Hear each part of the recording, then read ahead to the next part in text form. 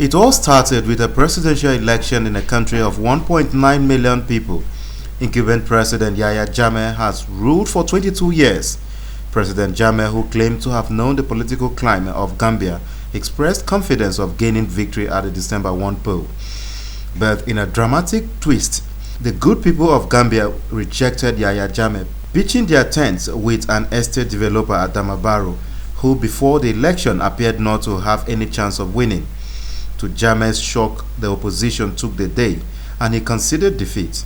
Few days after, Jammeh swallowed his words. He rejected the result on the basis that the election was marred with severe irregularities. Leaders in the West African sub-region, led by President Muhammadu Buhari, had as part of peace mission visited Gambia to persuade Jammeh to hand over come January 19, 2017. All pleas fell to deaf ears as the resolute Jammeh insisted on hanging on to power. On Monday, the West African ECOWAS leaders met again, this time with Nigeria's Chief of Defense Staff in attendance, raising speculations that a military option is imminent should Jammeh refuse to hand over.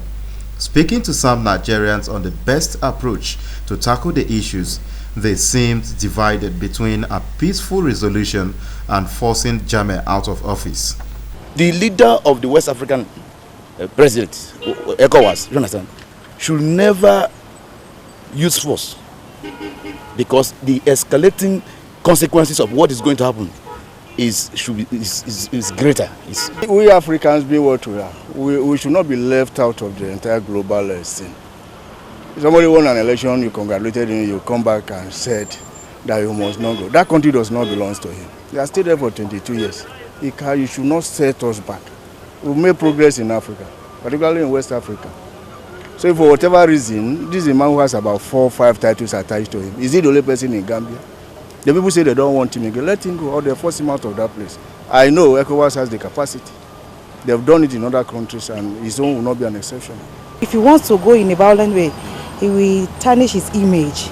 But if he go peacefully, the respect will still be there, and people will still see him as a honorable man. If we leave Jammeh there and probably allow him to get away with his prank, I don't think it speaks well. I don't think it's a good example. I think they should get him out.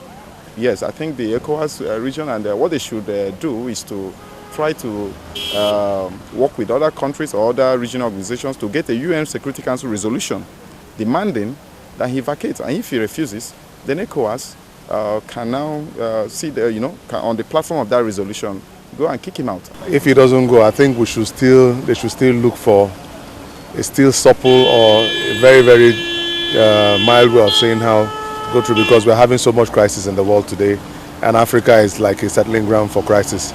So I don't think anything like crisis should be allowed to take place there. They should still persuade him and see how he can. January 19, 2017 remains the handover date.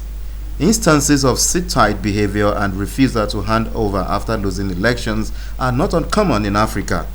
The case of Ivory Coast and Senegal are still fresh on the pages of history. Many are, however, scared that Gambia will be reduced to a war-torn country due to the sit-tight attitude clearly exhibited by Yahya Jammeh. What effect would this have on the continent, which is backward democratic-wise? Gabriel, KUME, ITV News, Abuja.